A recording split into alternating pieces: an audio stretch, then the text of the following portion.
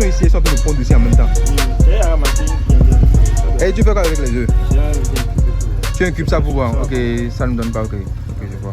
On dit souvent que les jeunes n'aiment pas entreprendre. On dit souvent que la nouvelle génération est paresseuse. Et on dit souvent que la nouvelle génération n'est pas très entreprenante. Mais aujourd'hui, pour démentir cela, j'ai été à la rencontre, ou du moins, je suis venu vers un jeune entrepreneur béninois qui se démerde pas mal pour pouvoir ressortir les qualités de cette génération abandonnée ou ignorée. Ce jeune est un producteur, un dealer, un entrepreneur, un travailleur, un bâtisseur qui a mis sur pied une entreprise appelée Coquerico. Il s'est spécialisé dans la vente des poulets, dans la vente des canards, dans la vente des lapins, dans la vente des canetons et tout ce qui va avec. Ce jeune s'est spécialisé dans la vente des viandes, de la viande animale, de tout produit issu de la production animale. Je vais le présenter à travers cette vidéo ici et maintenant. Ok, bonsoir mon frère, comment tu vas? Ça va bien, vous. Ça va très bien, je rends grâce à Dieu. Sinon, comment tu t'appelles? Moi, je suis Landry Coty, promoteur de la femme Coquerico. La femme quoi? Coquerico. Coquerico, c'est quoi pourquoi tu as pris ce nom? Ce nom, bon, c'est une longue histoire. Hein. Okay. Vraiment une longue histoire. Déjà, depuis mon enfance, j'aimais la volaille et surtout les coqs. Wow. Donc, ma première expérience était avec les coquelets en 2016, je crois. Donc, il y a 10 ans aujourd'hui. Et j'ai commencé avec 7. Ça, c'était même un cadeau venant de mon père. C'est là que j'ai inspiré ce matin. Un matin, j'ai entendu Coquerico. J'ai dit, bon, voilà, tiens. J'ai choisi le nom de Coquerico. Voilà. C'est de là que tu as eu l'idée de nommer ton entreprise Coquerico. Et maintenant, Coquerico est spécialisé en quoi? Bon, Coquerico a une multitude de prestations. Nous faisons la production et la distribution de viande locale. Nous faisons aussi l'accompagnement de techniques des fermes. Okay. D'accord, surtout les fermes en difficulté, les fermes en voie d'extension. Wow. Ok.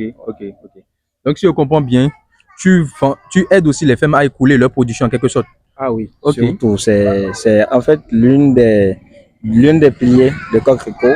Nous sommes là pour pouvoir aider les éleveurs qui peinent à distribuer ou à vendre, à écouler leurs produits, de pouvoir écouler facilement leurs produits. Donc, nous sommes plus concentrés sur le travail du marché. On étudie le marché en fonction des demandes. On les soumet afin qu'ils puissent produire et aussi être rentables sur le marché. Wow. Voilà. Ok. Wow. C'est à féliciter. Et bien là, j'ai vu que votre production est sur un site. Là, vous avez mis ça en plein air. C'est comme un prêt-à-porter où chaque passant voit qu'il y a des animaux qui sont disponibles à cet endroit. S'ils veulent s'en approvisionner, ils viennent directement. C'est votre seul site qui se trouve ici? Non, là, nous avons deux sites. En fait, le concept, c'est quoi? Chez Coquerico, c'est la vente des produits frais. Ça permet à la population ou aux clients de manger du produit frais, du poulet frais peut-être, de la bonne qualité, c'est-à-dire abattu de la ferme à votre assiette. Ah ouais. C'est ça le vrai concept en fait. Ouais. Donc, quand les sujets sont exposés là, comme vous le voyez, ils ont le droit de venir faire le choix de ce qu'ils veulent. Et en fonction de ça, on fait l'abattage. La question que moi, j'aimerais te poser maintenant, c'est de savoir en quelle année tu as réellement lancé ce business? Bon, je dirais j'ai lancé ce business après ma formation au lycée à l'école du Métis de Secours. Okay. D'accord. On a fait les mêmes lycées, hein. On a fait les mêmes lycées, voilà. Voilà, donc il y a aujourd'hui 2 ans, je dirais, voilà, que j'ai fini. Donc, aussitôt fini, je me suis lancé parce que déjà en avance, je me préparais. Okay. Voilà, donc j'avais déjà fait une mise en forme. Déjà au début, avant la fin du lycée, quand j'ai fini, aussitôt j'ai commencé avec l'activité. Wow. Donc, en quelque sorte, vous voyez bien le profil. Il a fini sa formation au lycée. Directement après sa formation, même avant de finir sa formation, il avait déjà l'idée, il avait plus ou moins lancé ou bien semé les germes de son entreprise. Et lorsqu'il a fini sa formation, il n'avait plus besoin de se tourner la tête. Il s'est directement lancé sur le terrain et a commencé par servir le marché. Parce qu'il y a une demande qui est là, n'est-ce pas? Ah, la demande est vraiment forte. Elle est forte, ok, voilà. Comme on le dit, hein, il y a le gâteau est assez énorme pour tout le monde et la demande est insatiable. Tout le monde pourra prendre sa part. Donc, vraiment, c'est louable parce que il faut avouer aussi, hein, nous sommes presque dans le même quartier. Donc, à chaque fois, quand je passe, je vois la production et on a fixé à maintes reprises notre séance aujourd'hui et c'est bon, on a fini par avoir un programme fixe pour que je puisse te présenter. Parce qu'il faudrait, comme on le dit, encourager les jeunes. Mais s'il n'y a pas les aînés ou bien s'il n'y a pas assez de personnes pour pouvoir promouvoir ce que nous faisons, nous-mêmes les jeunes, on va essayer de le faire, de se valoriser à temps comme cela se doit. Donc, comme pour la suite de la vidéo, on ira à l'intérieur pour voir un peu ce qui se passe à l'intérieur de sa production ou du moins de son site et de voir un peu comment monsieur il se démène pour pouvoir servir ses clients, dans quel cadre, dans quel environnement cela se passe et plus ou moins comment il arrive à surpasser les difficultés de ce domaine. À tout de suite. Directement dans la journée. Donc, nous, on ne se peine pas, hein, on lance simplement. Déjà qu'il y a la machine, on sait que par minute, voilà. On sait que déjà par minute, on a déjà 5 poulets frais. Donc, voilà, 5 poulets. Parfois même 45 secondes, on a fini. 5 poulets.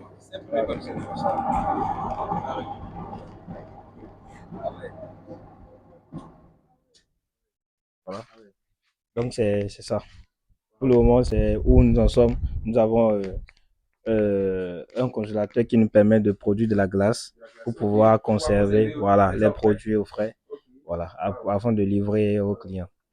Voilà. Je vois des petits appareils là, pour ceux qui ne le savent pas. Moi, je sais, hein, voilà, mais eux, ceux qui ne le savent voilà, pas. Ça, ce sont c'est le matériel qui nous permet de peser les sujets, d'accord, avant et après abattage, afin de voir qu'est-ce qu'on a pu avoir comme rendement carcasse et à voir comment ajuster les choses au niveau des éleveurs. Parce que quand ils ne nourrissent pas bien, c'est à nous de définir si ça a été bien nourri ou pas. Or, Coq compte toujours pour la qualité, toujours. La qualité et la sécurité alimentaire de ses clients. Voilà. Au dehors, il y avait les volailles, mais ici, oui. Je vois les lapins. Voilà. On fait aussi l'abattage des lapins. Ah, surtout. Nous sommes à quand même une capacité non négligeable, environ près de 1500 à 1300 kilos par mois. Par mois? Oui, par mois. Rigoureusement. Rigoureusement. Et la demande, ça s'intensifie davantage. Donc, ah oui. Ah oui. Ah oui. Ah oui. Ah oui. Je vois que vous avez fait quelque chose. Voilà, ça c'est un lavabo. D'accord, c'est un lavabo qui nous permet de pouvoir quand même de temps en temps nettoyer la main, voilà, nous mettre au propre nous-mêmes. Oui, voilà. C'est ça, c'est un peu ça. Donc, l'entreprise s'appelle Coq Rico. Voilà, Coq Rico. Voilà. Donc ici, c'est le comptoir de distribution. Voilà, où nous faisons l'abattage de nos produits et nous distribuons. Voilà. Donc, la question que moi j'ai pour toi, c'est de savoir tous ces lapins-là. Parce que tu m'as dit que tu fais plus d'une tonne par semaine. Si je me par mois. Oui, plus d'une tonne par mois. Si je me trompe. Et tous ces lapins viennent d'où? Tous ces lapins proviennent d'une partie de notre ferme et d'autres, on travaille avec les producteurs, comme je l'ai dit dans la vidéo précédente. Ok, donc il y a des producteurs qui produisent. Avec qui on collabore. Avec qui tu voilà. collabores, voilà. Ils nous fournissent de la marchandise en cas de rupture chez nous. Okay. Et quand on se reprend encore. Ok, voilà. D'accord, je vois. Tu es un producteur. Et je suis un distributeur. Voilà. Et dans ce que je vois, tu es carrément un dealer. On peut dire que tu es un dealer de viande. C'est ça, je suis un dealer de viande. Ah, c'est intéressant. Donc, vous voyez, ça c'est des lapins. Je pense qu'eux, ils sont déjà sur. Ouais, demain matin, tous ils vont partir. Voilà, demain matin. Donc, les amis, là maintenant, on va se rediriger sur le site principal, plus ou moins le site où s'effectue un peu de production, voilà, où il essaie d'effectuer sa propre production. On va voir un peu comment les choses se passent là-bas. Restez branchés à la vidéo, restez branchés, restez câblés. On va valoriser ceux qui doivent être valorisés. Et ce jeune, il mérite vraiment votre attention. Donc, restez câblés. Si vous ne vous êtes pas encore abonné à la chaîne YouTube, c'est Osata Judine, abonnez-vous à la chaîne. Likez cette vidéo et surtout n'oubliez pas d'activer la cloche de notification pour ne plus au grand jamais rater de pareils contenus. On se dit ciao, tout à l'heure.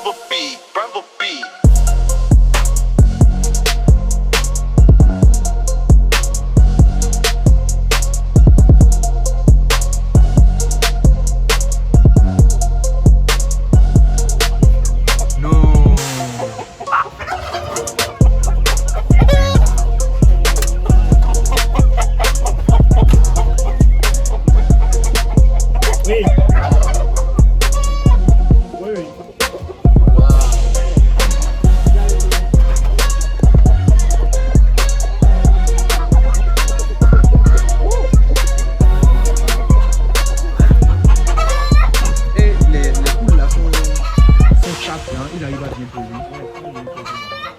Waouh.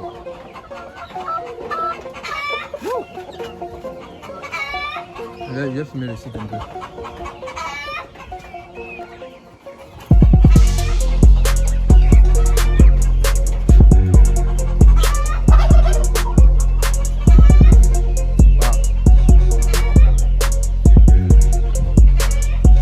Que des lapins, que des lapins. Que des lapins, regardez, que des lapins. Waouh. Là, c'est ça que tu es en train de faire là. Et il pèse environ combien? 5 kilos. Comme ils sont géants. Je ne sais pas si ceux qui sont en train de suivre la vidéo pourront constater le niveau de grandeur des trucs là, des lapins, mais sincèrement, ils sont très grands. Ce mâle fait 5-6, lequel.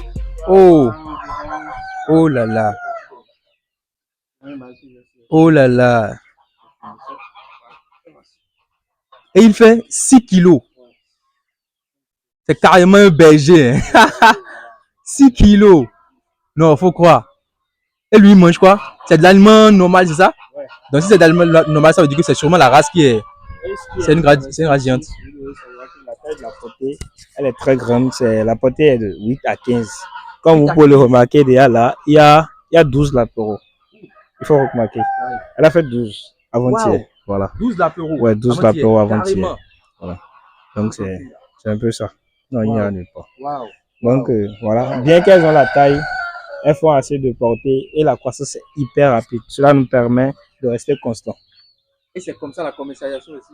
Régulièrement. Wow. Donc là, c'est un circuit qui est très bien, ça va. Mais il faut avouer que c'est après de longues années de travail. Après de longues années de travail, c'est pas du jour au lendemain. Ah oui. Je me rappelle, bon, tout ce que vous voyez là, ça nous a pris déjà près de 5 ans. 5 ans? Oui, 5 ans. Ah, ça, c'était un deuxième année. Ah, jamais. Jamais. Mais l'élevage n'est pas rentable, je vous rappelle. Ce n'est pas rentable. Mais là, j'évalue ce qui est là. Quoi, si on devait évaluer la paix à 5-6 000 et que nous avons près de 800, à vous de voir, ce n'est pas rentable. Ce n'est pas rentable. Du tout. Ce n'est pas du tout rentable. Jamais, non. Je ne vous conseille même pas, il faut avoir le temps. Prenez votre argent, mangez les shawarma, les hamburgers. Ne faites pas la production, les gars. Non, non, non, non. Ce n'est pas du tout rentable. Ah, c'est pas du tout rentable. Et je vois qu'il y a un peu de tout. Là-bas, c'est quoi? C'est des locaux? Voilà, c'est des résultats de ce que tu vois là-bas. Ok, c'est des Goliaths qui sont là. Voilà. Des souches pures, en quelque sorte. Non, ça, c'est pas souche pure. Okay, il y a tu vas voir à l'intérieur des poules qui pondent. Donc, ça, c'est les débris. De l'autre côté, maintenant, tu pourras voir la descendance de ceux qui sont là. Maintenant, ça veut dire que si c'est Goliath, ça coupe avec les poulets locaux. Voilà, on aura des améliorés. Des améliorés. Et voilà l'attente maintenant de la clientèle. Ok, d'accord, je vois. Donc, il faudrait qu'on arrive à produire assez de reproducteurs afin de lancer une grande production et pouvoir trouver ce que nous voulons. Ok, donc je peux venir prendre des reproducteurs chez vous. C'est ça. Que je vais accoupler avec mes poulets bicyclettes pour avoir des améliorés. L'avantage des améliorés, c'est déjà au niveau du coût, la tendreté et la fermeté. D'accord, parce que quand vous voyez la chair elle est ferme, mais elle est très tendre. Ça veut dire qu'ils ont plus ou moins les mêmes caractéristiques que les poulets locaux. Voilà, en réalité, c'est ça. Il n'y a presque pas de différence. La croissance est plus rapide et ça nous permet d'avoir des sujets en temps réel. Voilà. C'est ça.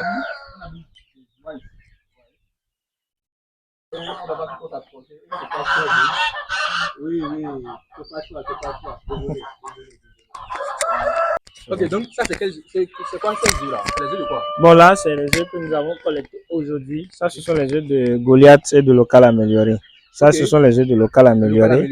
Et là vous avez les Goliath purs que vous avez vu tout à l'heure. Voilà. Là nous avons déjà nos dindons qui ont commencé la ponte. Oui. La différence entre les œufs de dindon et les œufs de doigt, vous allez remarquer, ceux-ci sont tachetés. Mais par contre, chez les autres, ce n'est pas tacheté, c'est du plus blanc. Voilà. Donc, c'est ça la différence. Donc, vous faites la couvaison dans la couveuse? Oui, c'est ça. Ok, on y va. Je vais voir. Et de blague pas, là, c'est 2 cannes. On passait, il m'a parlé des cannes. Il y a 7 cannes. Bon, la race, pour ceux qui sont un peu plus cultivés en centre d'élevage, vous saurez qu'au niveau des Canadiens, on a plusieurs races. Mettez la race en commentaire. Les Pékins, les Barbaries. Ici, c'est les Barbaries. Ouais. La souche pure. La souche pure. Ouais, je précise la souche pure. Vous pouvez constater. Et il me fait comprendre que c'est une canne qui a mis ou du moins qui a pondu tous ces cannes-là. Voilà. Si je comprends bien. Ça, c'est la ponte d'une seule canne. C'est la ponte d'une seule canne. Oui, une seule canne. Voilà. Les gars, l'élevage n'est pas rentable, s'il vous plaît. Du tout pas rentable. Ne vous lancez pas là-dedans. Du tout pas rentable. Sincèrement. On y va avec la couveuse maintenant. C'est ça. Donc, voici les barbaries, voici les reproducteurs. Voilà. Donc, à l'entrée, vous allez remarquer qu'il y avait une couveuse qui est en train d'être abattue. Voilà. Okay, là, c'est la couveuse ici. Okay. C'est juste un congélateur. Nous l'avons confectionné nous-mêmes. Voilà. Donc, comme vous pouvez remarquer, voilà. Ça, ce sont les œufs. Wow. Il y a les œufs qui sont à l'intérieur. Ok. Donc, j'ai une couverture de capacité 360. 360. Ouais, 360. C'est quoi les numérotations que vous avez mis là-dessus, pour ceux qui ne le savent pas? Voilà, bon. De toute façon, ils vont rien comprendre. Ouais, exactement. De toute façon, ils vont rien comprendre. Carrément. Là, c'est allumé actuellement? Oui, c'est allumé. Okay. Ça marche. Vous pouvez voir le tensiomètre qui est là, c'est à 38,4. La température normale. Voilà. Intéressant. Oui, je vois même que c'est branché ici. Ouais. Voilà, ça, ce sont les œufs d'oie. Waouh, c'est bien balèze. Ouais, c'est ça. Waouh. Voilà. Et vous ne faites pas la conversion? Si, ceux-ci ne sont plus féconds. Ah, ok, d'accord. Donc, les amis, comme vous pouvez le constater, nous sommes à la fin de cette vidéo que j'ai effectuée avec ce jeune entrepreneur appelé Cocrico, voilà, par le nom de son entreprise. Vous avez vu un peu ce qu'il fait, le travail énorme qu'il a là-bas, et surtout, vous avez vu les initiatives et les animaux qu'il élève dans sa ferme, en pleine ville. Nous avons les lapins, les canards, des poulets locaux, bicyclettes améliorées, des oies et tout ce qui va avec. En tout cas, tout ce qui est viande, tout ce qui est volaille, tout ce qui est produits ou animaux de compagnie, ou du moins animaux d'élevage domestique, se trouve sur sa ferme. À travers cette vidéo, je vous dis simplement de vous abonner sur cette chaîne si vous avez envie de voir plus fréquemment des jeunes de ce type, des jeunes entrepreneurs de ce genre qui essaient de se démarquer au sein de notre communauté. C'était votre fidèle ami Osata Judine. Vous savez quoi faire. Likez cette vidéo. N'hésitez pas à activer la cloche de notification pour être informé des prochaines vidéos. Et surtout, n'hésitez pas à commenter cette vidéo pour pouvoir donner vos avis et vos impressions par rapport à ce jeune entrepreneur. Mais en attendant, je vous dis peace. Passez une bonne journée.